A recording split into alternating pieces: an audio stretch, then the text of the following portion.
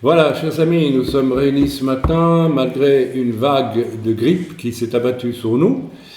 Nous avons eu un camp qui a démarré de manière merveilleuse, reconnaissons-le, c'était vraiment très bien et il est toujours merveilleux, sauf que nous avons dû constater que la moindre porte ouverte, plus le niveau est qualitatif, plus la moindre porte, une porte est ouverte, plus. Alors, je crois pour ma part que si cette grippe nous a tous atteints, presque tous ici, c'est parce que nous avons constaté qu'une porte était ouverte. Nous n'avons pas peur, nous, de dire la vérité, ça arrive. Et que nous avons dû donc nous avons dû fermer cette porte ouverte, sans rentrer dans les détails. Alors aujourd'hui, j'avais à cœur, enfin nous avons à cœur tous ensemble d'ailleurs, de travailler sur un thème qui est tout simplement qu'est-ce qu'un homme et qu'est-ce qu'une femme. Alors voilà, on ne va pas s'attacher à des définitions trop extérieures. On va essayer de comprendre le mécanisme de fonctionnement qui justifie que je suis homme et que je suis femme. Voilà, ce qui est important, ce n'est pas l'homme et la femme, c'est comment ça fonctionne, de manière à ce qu'ils soient des hommes et des femmes bibliques. Alors je vais faire un tour de table, je demande à chacun, mais je vous demande d'être honnête, et très parce qu'on a déjà parlé beaucoup de cela, je ne demande pas que vous répétiez des choses que vous n'avez pas vraiment assimilées. Ce n'est pas, c'est malsain. Il faut avoir le courage, lorsque l'on aborde un thème, d'écouter la voix du Saint-Esprit qui me dit « Là, non, tu n'es pas... Tu vas dire des choses, mais tu ne les vis pas. » Nous devons tous écouter le Saint-Esprit qui nous parle. Et très souvent, les gens répètent des choses entendues, mais uniquement parce qu'ils se satisfont de cela pour ne pas laisser le Saint-Esprit leur montrer « mais tu n'es pas en accord avec cela ». Donc ce matin, nous allons faire un tour de table et vous allez dire, peut-être que ce sera erroné, peut-être que ce sera faux, enfin oui, fatalement c'est la même chose, ou bien ce sera, que sais-je moi, partiel ou un peu tordu, mais vous allez dire ce que vous croyez sans essayer de donner des paroles idéales qui ne correspondent pas nécessairement. Donc, on prie maintenant et on se remet dans les mains de Dieu, le Saint-Esprit, qui nous dit la vérité. Merci Seigneur pour...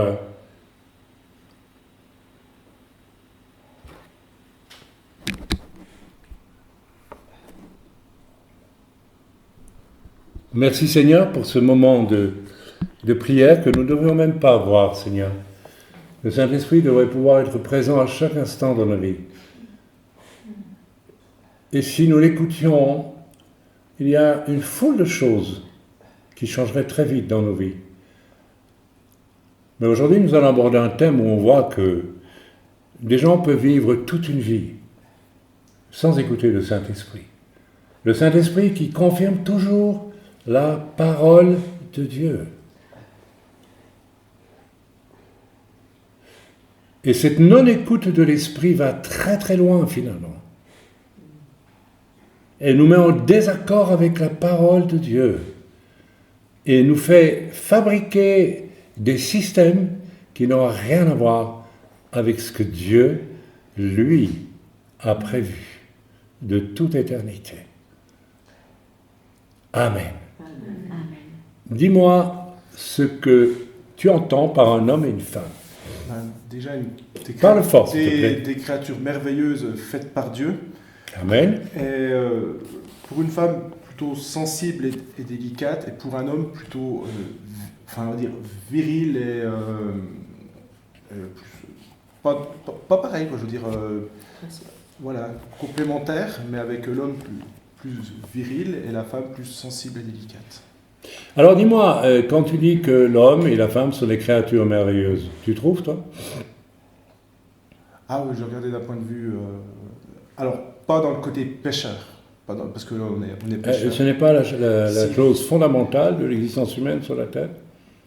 Si, c'est vrai. J'ai pas pensé à ça. Moi, je pensais à la créature physique, puis au psaume qui m'est revenu à la tête. C'est une créature merveilleuse, mais j'ai pensé au côté physique. Mais j'ai pas pensé au côté pécheur, où là, c'est vraiment... là, c'est rare. Dis-moi, il est dit que Jésus n'avait rien pour plaire physiquement. Donc, il n'était pas biblique. Ah bah si, il était biblique. Ah non, si on s'en tient aux critères physiques, il est dit dans la parole de Dieu qu'il n'avait rien, il n'avait aucune apparence plaisante. Donc il n'était pas lui qui est le Fils de Dieu, qui est Dieu. Si. Oui, donc ça veut dire que c'est pas les critères... Non, tout ça c'est pour mettre en lumière ta vision, pardonne-moi, un peu infantile. L'homme et la femme, des créatures merveilleuses. On dit tout, on ne dit rien avec ça. On ne dit rien du tout. Hein? Ça ne définit pas l'homme et la femme dans leur rôle biblique. Ah, non. Bah, non. Ok. Alors, Milena, Je dirais l'un et l'autre. parle fort s'il te plaît, qu'on enregistre. L'un et l'autre sont différents. Et En quoi est-ce qu'ils sont différents? Tu le sais? eh bien, exactement pas vraiment, mais je sais que Attends, parle plus fort, j'entends pas. Dieu a fait l'homme et Dieu a fait la femme, mais tous deux sont différents et pourtant il faut qu'ils soient complémentaires. Il faut qu'ils... Enfin, Ah, ok. Et tu as trouvé la clé de la complémentarité quand tu dis que... Non, tu l'as pas trouvé. D'accord. Ouais, c'est là qu'est le problème.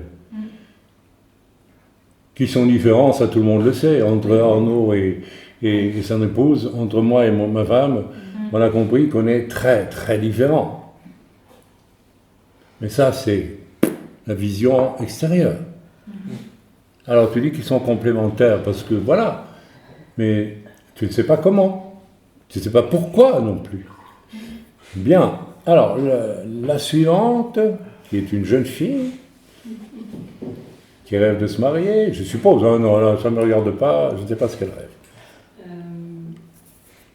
Alors moi, j'avais plutôt une idée de la vision du couple. Tu avais une vision, parle fort si tu veux bien. La femme, mais tu l'as déjà dit, c'est d'aider son époux. C'est quoi? D'aider son époux, de le soutenir. De soutenir son Servir. époux. C'est quelque chose que tu as intégré fortement? Après, je le mets pas en pratique n'étant pas Non, mariée. oui, non, mais ça, c'est sûr. Avec mes frères et sœurs, j'essaye de le faire. Mais c'est vrai que quand je le fais, je pense à ça aussi. Je me dis, si je devais être mariée... Voilà. Ça devient intéressant, là, vous voyez? En tant que femme, je suis jeune fille, mais... Alors, je suppose que Aurélie est tout à fait sincère. Et non, je dis ça parce que c'est tellement absent de l'esprit de la plupart des femmes que quand c'est nommé, on se dit, tiens, il y en a une qui a compris. Donc, mon rôle est de me tenir auprès de mon époux pour l'aider. Ah, bien. Alors, Daniel. Le schéma, moi ce qui me fait penser, l'homme et la femme, c'est le schéma biblique d'Éphésiens 5. Marie, aimez vos femmes comme Christ a aimé l'Église. Et femmes, soyez soumises à vos maris. Ça, c'est l'idéal. L'homme et la femme, pour moi, c'est enregistré, ça parce qu'on n'entend pas. Je parle très bas. Vous parlez tous très bas. Pardon. Pour moi, c'est le schéma biblique d'Éphésiens 5. D'accord. Bon, ok. Alors, très bien. Ok, je suis d'accord avec toi. Mais le schéma biblique, c'est comment dire, c'est ce qui exprime les rôles de l'un et de l'autre, l'un par rapport à l'autre. Oui. Mais ça ne définit pas pour autant qu'est-ce qu'un homme et qu'est-ce qu'une femme. Parce que... Non, laisse-moi terminer maintenant. On utilise ce que tu dis pour voir...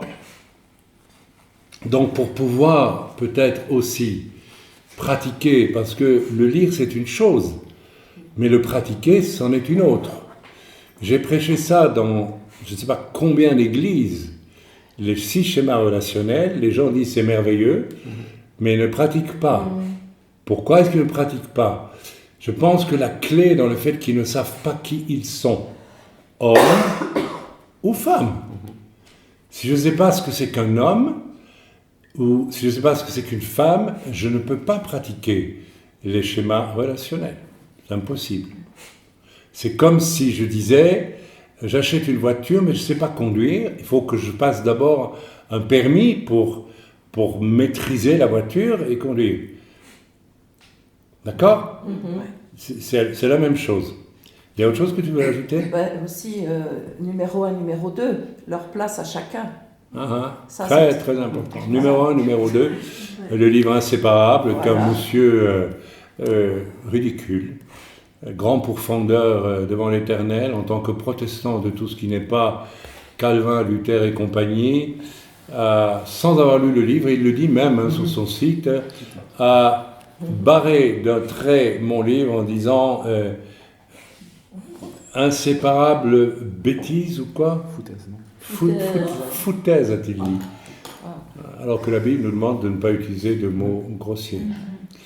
Bon, écoutez, c'est pas grave, hein. Il s'est montré ridicule, il n'a même pas lu le livre, mais il a décidé que j'étais, après avoir lu BDP, que j'étais pas un bon protestant dans les radias. Non, je suis un homme sauvé par grâce qui lit la Bible, c'est différent. Bien, ok. Numéro 1, numéro 2, absolument. Ça traduit tout. Donc, voilà. Les numéros 1, qu'est-ce qu'ils font ? Ils donnent les principes. Les numéros 2 les magnifient. L'homme dirige le foyer spirituellement et la femme l'aide en magnifiant l'autorité du mari. Oh là, on est si loin de ce qu'on voit souvent, où les bébés deviennent les idoles des mères, qui deviennent les idoles des enfants, et clac, on coupe la relation avec le mari, il n'existe plus. C'est gravissime. Ce n'est pas un détail. C'est grave, de chez grave, de chez grave, de chez grave. Certains ne voudront jamais comprendre, c'est dommage. Alors Eliane, toi aussi tu es célibataire, hein ? Hélas, oui. Eh bien, moi aussi, dès que Daniel a parlé du numéro 1 et numéro 2, j'avais la même chose. Et puis que l'homme est le chef de famille, la femme, lui, est en dessous, et qu'elle ne doit pas prendre la première place, et qu'elle doit rester à sa place. Elle doit rester à sa place pour aider le mari. Voilà. Il n'est pas dit qu'elle doit accepter n'importe quoi non plus. Non. Un mari qui veut traîner sa femme dans la débauche, c'est banal aujourd'hui. Oui. Elle doit refuser, bien sûr. Oui, tout à fait. La soumission n'est pas obéir aux ordres d'un homme, comme certains hommes le croient, c'est tenir son rôle le plus près possible de son mari pour l'aider. À partir du moment où le mari se comporte comme un abruti, c'est évident que c'est tout, la soumission n'a plus de sens. Mais néanmoins, l'expérience et l'écriture nous montrent qu'une femme qui aurait le courage de ne pas quitter sa place, d'aide au mari, même si le mari est mauvais, finira, la Bible donne, il y a un passage biblique, hein, les femmes vertueuses, etc., car vous ne savez pas si vous n'arriverez pas à amener votre mari au Seigneur, dans Pierre. Oui. Donc il y a une force incroyable dans la soumission à la parole de Dieu. Ma soumission à la parole de Dieu, aura toujours un effet dans la vie de celui qui est en face de moi et qui ne veut pas être soumis à la parole de Dieu. Un jour ou l'autre, il va céder. Donc ceci est très, très, très, très important. Oui, alors, Chantal. Moi, je me rends compte que j'avais une très mauvaise compréhension du rôle de l'homme et de la femme, parce que pour moi, c'était... il y avait le père, la mère, et donc la mère devait aider le mari, mais en s'occupant des enfants. Ah. Donc, voilà. C'est pas tout à fait ça. C'est pas ça du tout, même. Donc, vous venez sur la terre, vous avez vos enfants, et votre vie se résume après à vous occuper d'enfants. Vous vous rendez compte de ça ? Mais c'est minable. Moi, je vous dis, c'est minable. Mais c'est archi minable. Après, vous venez vous plaindre, vous voulez être féministe, vous voulez être comme les hommes, mais vous avez choisi vous-même un rôle ridicule. Alors qu'associé à un époux que vous aidez, vous vivez... T'as pas vécu des choses formidables? Moi aussi, bien sûr.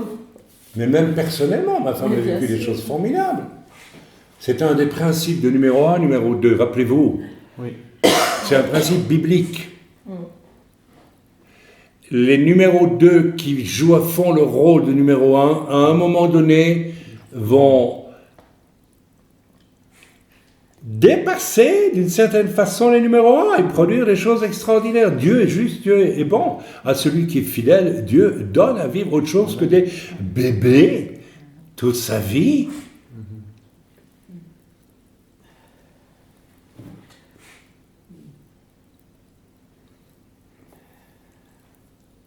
Ok. Pour moi, bon, là, vraiment, j'ai pas vécu ça du tout. J'ai vraiment été mauvaise sur toute la ligne le temps où j'ai été mariée. Moi, donc, j'ai pas vécu bibliquement. Donc, on ne te demande pas de voilà. dire ce que tu as vécu. Mais, on veut savoir ce que tu comprends. Voilà. L'homme, bon, c'est l'autorité. Autorité dans le foyer qui prend les décisions. Déjà, le mot autorité, je n'aime pas. Moi, je dirais c'est le responsable. C'est autre chose. C'est autre chose. Je n'ai jamais... Si, il y a en tout homme la possibilité de vouloir utiliser l'autorité à mauvais escient. Et tous les hommes le font un jour ou l'autre. Je l'ai fait aussi. Et j'ai dû apprendre à dire, mais ça, c'est pas biblique. Être responsable, ce n'est pas être autoritaire. C'est pas toujours facile, mais on doit apprendre nous aussi les hommes. Donc, l'homme c'est l'autorité? Non, c'est la responsabilité. Maintenant, lorsque vous ne vous tenez pas près de vos maris pour qu'ils assument leurs responsabilités, responsabilité veut dire beaucoup de choses. Il n'y a pas que l'éducation des enfants, il n'y a pas que des enfants dans la vie, il y a plein d'autres choses à vivre. Votre mari est quoi? Il travaille? Ok, vous le soutenez dans son travail pour qu'il soit un bon enseignant? Qu'il soit un bon travailleur? Mais oui, mais bien sûr. Qu'il soit un bon témoignage? Vous l'exhortez à témoigner du Seigneur. Vous êtes capable de dire, si tu perds ton emploi parce que tu témoignes, ce n'est pas grave, mon chéri. Dieu pourvoira pour autre chose. Vous savez, vous faites ça? Vous le faites? Mais pas en parole. Parce que beaucoup de gens, oui, il faut des paroles, mais ils savent très bien que ça ne va pas arriver. Mais responsable, c'est plus que d'éduquer des enfants. C'est peut-être la première responsabilité. Mais ce n'est pas l'unique. Il y a beaucoup de domaines où le Seigneur va demander aux femmes d'aider leur mari à... Et, je le répète, moi je l'ai vu avec ma femme, elle a joué son rôle de numéro 2. C'est pas péjoratif. Alors, dès qu'on parle de numéro 1, numéro 2, il y a des femmes, ça y est, les ongles sortent de 10 cm en 5 secondes. On n'est pas inférieur aux hommes, on ne t'a jamais dit ça. Tu n'as rien compris, on n'a jamais dit que tu étais inférieur. Alors c'est là que je crois que tout se joue en réalité chez beaucoup. Je suis inférieur. Non, vous n'êtes pas inférieur, vous êtes autre chose qu'un homme. Une femme, c'est un être différent d'un homme. Ça ne peut pas être comme un homme. Ça ne sera jamais comme un homme, parce qu'autrement, Dieu n'aurait fait que des hommes, n'est-ce pas? Ben oui, c'était la solution. Et on aurait des couples homosexuels sur la terre. Non, Dieu a voulu que ce soit différent. Alors nous allons aller voir dans la parole de Dieu. C'est un thème extrêmement important. Et puis nous allons un tout petit peu essayer de voir là où ça ne colle pas. Et en l'occurrence, pour les femmes. On parlera des hommes une autre fois, mais on va parler des femmes. On lit donc dans la Genèse au chapitre 2. L'Éternel Dieu dit, il n'est pas bon que l'homme soit seul. Il n'est pas bon que l'homme soit seul. Pourquoi est-ce que Dieu dit ça? Il aurait pu dire, il est bien là, on va le laisser tout seul. Parce que Dieu est un Dieu qui avait prévu, bien sûr, qu'il y ait beaucoup d'enfants sur la terre. C'est tout simplement ça. Il n'est pas bon que l'homme soit seul.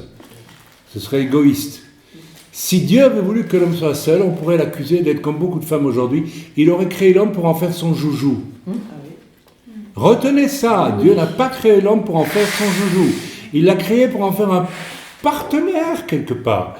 Un être qui va prendre ses responsabilités devant Dieu, qui va grandir, à qui Dieu va dire, tu vas dominer la terre, on va voir ce que tu vas faire, ce que tu sais faire.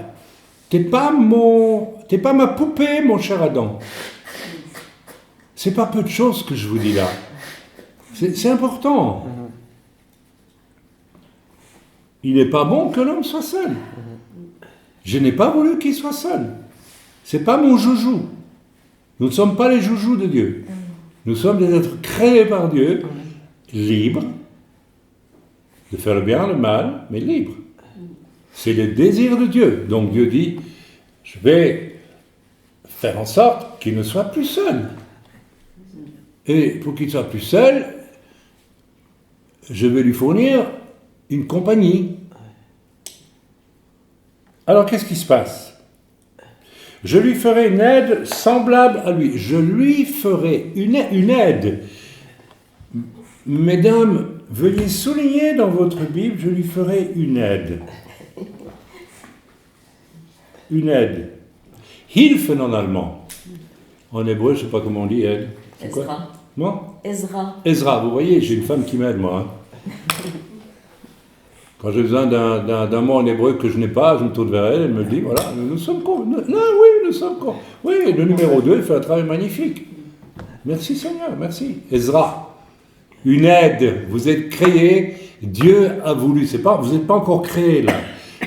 Dieu voulait mettre à Dieu, à l'homme, une aide. Hilfe en allemand, aide, comment on dit en anglais Help, mais ça c'est oui, help. Enfin bref, vous avez une aide. Première chose que Dieu a voulu. Si vous n'acceptez pas ça, vous déchirez cette page de la Bible et vous contentez d'une Bible tronquée. Vous êtes dans le cœur de Dieu, Dieu a voulu donner une aide. Il n'est pas dit, je vais donner un copain à Adam. Il aurait pu lui donner des copains, un copain. Peut-être 5, 10, 20 copains. Les copains d'abord. Les copains d'abord. Ça, c'est tous les hommes qui ont fichu le camp parce qu'ils ont eu des femmes impossibles ou qui n'ont pas trouvé une seule femme capable de les aider. Vous savez pourquoi les hommes font des sociétés d'hommes ? Vous n'avez jamais posé la question ? Parce qu'ils sont désespérés d'avoir des relations correctes avec les femmes. Ah oui, je vous assure. Ils fuient. Beaucoup d'hommes fuient le foyer. Vous vous demandez pourquoi ils fuient. On va comprendre pourquoi beaucoup d'hommes... Ah oui, là je suis à charge pour les femmes. Je suis à charge. Beaucoup d'hommes fuient le foyer parce qu'à un moment donné... J'ai entendu un homme un jour dire devant toute sa famille, je vais m'en aller faire le tour du monde parce que je n'en peux plus vivre ici. Je vais retrouver ma liberté. Et je dirais qu'il y avait droit. Parce que sa femme ne faisait absolument pas ce qu'il fallait pour l'aider, mais au contraire le coulait sans arrêt. Parce qu'elle s'était érigée en divinité protectrice des enfants. Et donc le mari devait se plier à toutes ses volontés. Ah oui, absolument. Et c'est bien plus fréquent qu'on ne l'imagine. L'Éternel Dieu forma de la terre tous les animaux des champs et tous les oiseaux du ciel. Il les fit venir vers l'homme pour voir comment il les appellerait. Et afin que tout être vivant porte le nom que lui donnerait l'homme. Vous vous rendez compte de ça ? Donc Dieu dit, je vais lui faire une aide semblable à lui. Et je vais souligner son autorité spirituelle. Je vais lui donner le pouvoir de donner identité et destinée aux animaux. Toute la création est passée devant Adam. Ah oui, je crois, moi. La femme n'est pas encore là. Elle n'est pas là. Et l'homme donna des noms à tout le bétail, aux oiseaux du ciel et à tous les animaux des champs. Alors c'est intéressant parce qu'ici il est dit tout le bétail, aux oiseaux du ciel et à tous les animaux des champs. Mais pour l'homme, il ne trouva point d'aide semblable à lui. Donc le Seigneur a encore là, qu'est-ce qu'il a fait? Si on veut être intelligent, il a creusé encore dans le cœur de l'homme, parce qu'il n'y avait pas de femme encore. L'homme ne savait pas ce que c'était qu'une femme. Donc Dieu, par ce biais-là, ça peut paraître ridicule. Bien c'est sûr, quand il a vu la vache, il ne pouvait pas se marier avec une vache, c'est évident. Ça nous paraît évident maintenant, mais imaginez l'homme qui n'a pas vu de femme. Donc Dieu creuse encore en lui la nécessité de l'arrivée d'un être qui va être une aide pour lui. Donc c'est préparé tout ça. Dieu a préparé les choses.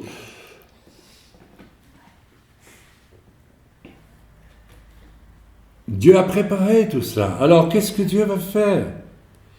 Alors l'Éternel, Dieu fit tomber un profond sommeil sur l'homme qui s'endormit.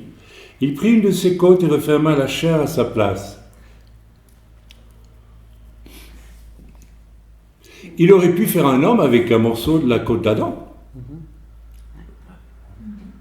Ça, c'est pour souligner à quel point l'être qui va venir doit être aux côtés de l'homme, justement.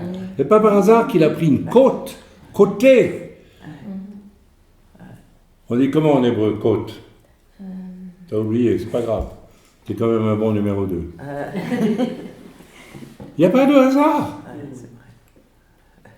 Ça montre à quel point l'être qui va venir doit être une aide semblable à lui, dans la mesure où j'ai une conscience très forte de ce qu'est l'homme, et le sachant, je l'aide, je me mets à ses côtés pour l'aider.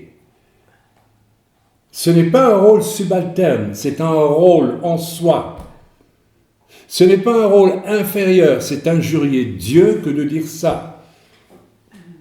Et lorsque vous étudiez le livre numéro 1 et numéro 2, Inséparables, que j'ai écrit, j'ai clairement démontré, Bible en main, qu'une femme qui tient son rôle de femme, à un moment donné, va produire des choses qui vont magnifier les enseignements de son mari. C'est ce que ma femme a fait. Et je ne me suis pas du tout insurgé contre ça. Au contraire, je m'en suis réjoui. Bien sûr, bien sûr. Je serais monstrueux de ne pas me réjouir qu'elle puisse... elle a écrit tous ces livres, en fait, qui reprenaient mes enseignements, mais en les portant à une incandescence encore plus haute. Oui! Vous êtes complètement aveugles si vous ne comprenez pas ça, les femmes. Vous avez une destinée absolument magnifique et vous la loupez de A à Z parce que au moment de la chute, c'est ce que le diable a voulu que vous deveniez. On va y venir. Ok. Dieu forma une femme de la côte. Il aurait pu former un homme, hein? Une femme. Et il l'amena vers l'homme. Et l'homme dit, voici cette fois celle qui est os de mes os et chair de ma chair, c'est-à-dire qui m'est très proche. Mais proche pourquoi? Pour être une aide semblable à lui. Comme ça a été dit au verset 18 de Genèse 2. Pour devenir une aide. C'est toujours ça, le but de Dieu, une aide. Et quand il dit semblable à lui, ça ne veut pas dire égal à lui, c'est pas ça que ça veut dire. Qui comprend tellement qui est l'homme et quel est son but. Vous savez qu'il n'y a pas un homme qui a le même destin sur la terre qu'un autre. Donc vous avez un rôle absolument phénoménal. Quel que soit votre mari, vous êtes appelé à l'aider. Ce n'est pas une infériorité. C'est ainsi que Dieu vous a créé.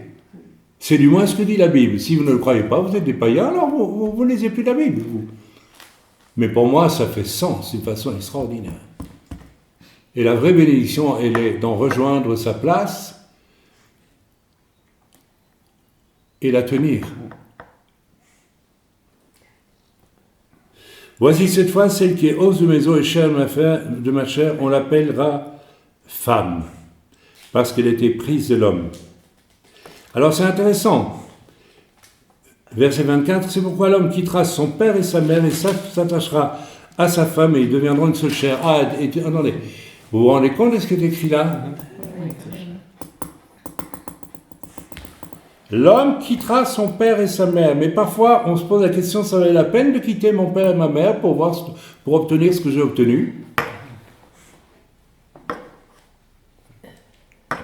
Je quitte mon père et ma mère pour obtenir d'une femme qu'elle m'aide à devenir un homme responsable et pas une autorité abusive, et un homme qui va développer un plan de vie responsable, pas seulement de l'éducation des bébés, des enfants, ce côté lénifiant de certaines femmes, c'est terrible. Je ne sais pas comment les gens vont réagir en écoutant ce chiot, mais ça fait rien. Je ne dis rien que de biblique. Et les gens intelligents savent que c'est vrai. Et il y a des femmes intelligentes qui savent que c'est vrai et qui n'ont pas honte de le dire. J'espère que j'aurai des retours. Alors pourquoi l'homme quitterait-il son père et sa mère si c'est pour obtenir une femme qui ne l'aide pas? Alors, on va voir qu'au moment de la chute, je ne vais pas le dire, mais vous connaissez tous, qu'est-ce que le diable va faire? Il va s'adresser à la femme et pas à l'homme. L'homme est responsable, il ne s'adresse pas. Il rend la femme responsable des décisions qu'elle n'a pas à prendre. Mais il va faire quelque chose d'encore plus subtil. Il va centrer la femme sur non plus la femme qui est là pour aider son mari, mais qui vit pour elle-même. Écoutez bien ce que je vous dis.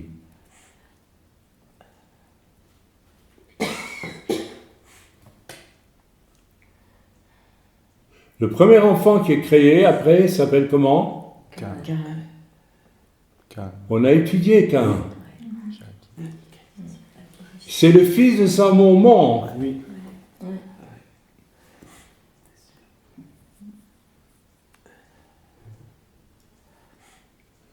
Le diable a centré la femme sur elle-même et il l'a détachée de l'homme. Alors qu'est-ce qui reste à la femme dans ce cas-là? Le diable avait très bien compris ce qu'il faisait. Et les femmes tombent dans le panneau par millions depuis ce jour-là. Les enfants, mes enfants, mes enfants, à moi, mes enfants. Le mari, je ne sais pas ce que c'est un géniteur, comme un autre. Dans certaines cultures, c'est ça. Hein? Sauf que s'il n'y avait pas le géniteur, vous n'auriez même pas d'enfant. Alors les femmes créent leur univers à elles, cet univers abominable, extrêmement dangereux, où les enfants deviennent les petits dieux des mères.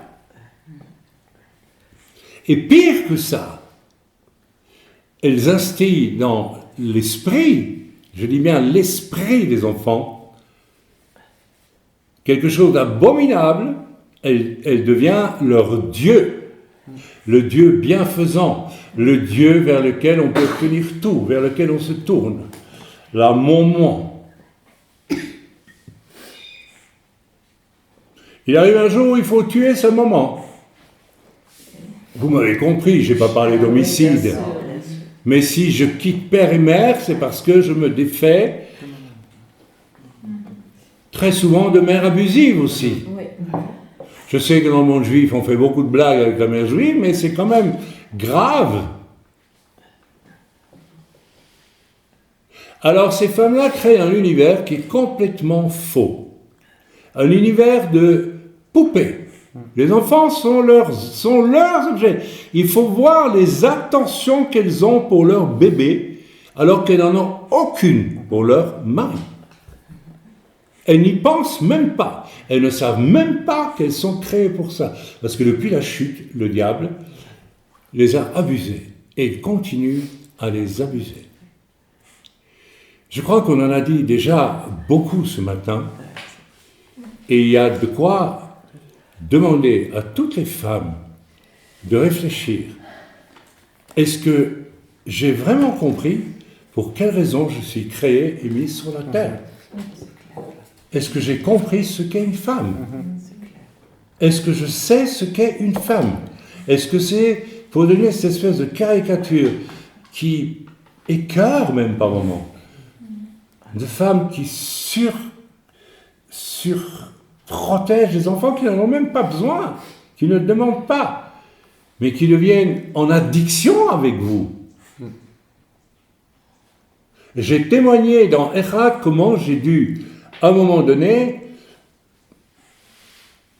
me défaire de ma mère dans mes choix. J'étais marié, mais c'est ma mère qui dirigeait encore mes pensées. Quand je disais à ma femme qui faisait la cuisine, oui, ben c'est bon, mais ma mère, tu sais, ça a l'air stupide, ce n'est pas stupide. Vous imaginez d'abord le mal que ça fait dans le cœur de la femme. Et beaucoup d'hommes sont comme ça. Parce qu'ils sont restés les bébés de leur maman. Et beaucoup d'hommes sont les bébés de leur maman. Mais ici, mesdames, c'est vous qui êtes responsables. C'est vous. Donc, on va peut-être s'arrêter là. On va pas... Je sens qu'il vaut mieux... Oui? Ah oui, vas-y, ma chérie. Ah oui, si quelqu'un veut ajouter quelque chose de cohérent et de vrai, allez-y. Ma femme, elle a une... Pour aller tout à fait dans le sens où tu es allé, on peut lire le Proverbe 31 à partir du verset 10. Vous remarquerez que je n'exerce aucune autorité en disant « c'est toi, c'est moi qui parle ». Et au contraire, je suis responsable. Si ma femme a quelque chose de sage à dire, mais bien sûr, je lui ouvre toute grande la porte. Vas-y. Ça va tout à fait dans ton sens. Parce que ce passage des Proverbes, il ne parle pas du tout de la mère de famille avec ses enfants, etc. Les premiers versets sont clairs. Qui peut trouver une femme vertueuse? Elle a bien plus de valeur que les perles. Le cœur de son mari a confiance en elle et les produits ne lui feront pas défaut. Elle lui fait du bien et non du mal tous les jours de sa vie. Et à la fin, à peu près à la fin du passage, il est écrit que son mari est considéré aux portes lorsqu'il siège avec les anciens du pays. Absolument. Quand un homme est vraiment... accompagné d'une femme qui le soutient, il devient une autorité. Même si, en tant que pasteur, vous pouvez être persécuté parce que vous êtes une autorité. Justement. Mais un homme qui n'est pas aidé par une femme biblique ne sera jamais une autorité. Il sera toujours un second pistolet, comme on dit. C'est tout. Bon, je ne dis pas qu'on doit ambitionner tous d'être des premiers, mais normalement, c'est pour tout le monde. Alors, messieurs, soyez fermes et enseignez vos femmes en la purifiant d'une eau pure par la parole de Dieu. C'est dit dans l'Écriture aussi. Rappelez-lui la réalité. Si vous la voyez devenir une espèce de femme complètement centrée sur les enfants, au point que plus personne ne peut les approcher sans qu'elle fasse presque une crise de nerfs, c'est le cas, hein? Il suffit de voir parfois... Quand vous faites un coucou à un enfant et sa mère qui est tout de suite là, qu'est-ce qu'il va faire? Mais attends, arrête, on va pas le tuer ton gosse, on n'est pas là. Non, mais tellement c'est fort chez certaines femmes. On s'est approprié les bébés et on veut absolument... en fait, on veut soi-même faire ce que l'homme doit faire. On a pris la place de l'homme. On a perdu complètement le chemin. Dieu vous a créé pour être une aide pour l'homme et pas pour prendre en main toute chose en vous établissant déesse de vos enfants.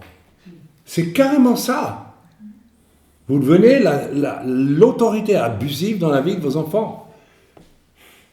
Il suffit de voir n'importe quel enfant, est très jeune. Quand ils veulent quelque chose, ils vont vers maman, ils ne vont pas vers papa. Parce que vous ne leur avez jamais donné, vous n'avez jamais donné à vos pères les enfants.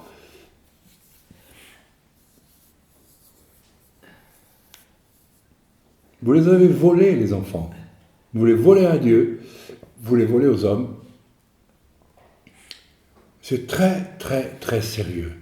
Il faut vraiment que, puisque c'est sur les femmes dont nous parlons aujourd'hui, eh bien, que c'est un thème que Dieu nous a mis à cœur, que chaque femme réfléchisse sérieusement à ça.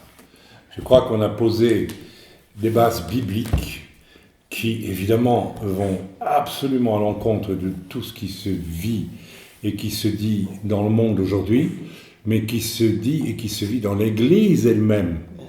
Mes amis, attention, il est écrit que qu'allais-je dire? C'est gentil, merci ce que tu as fait, j'apprécie. Qu'est-ce que j'allais dire? Que le jugement commence par la maison de Dieu.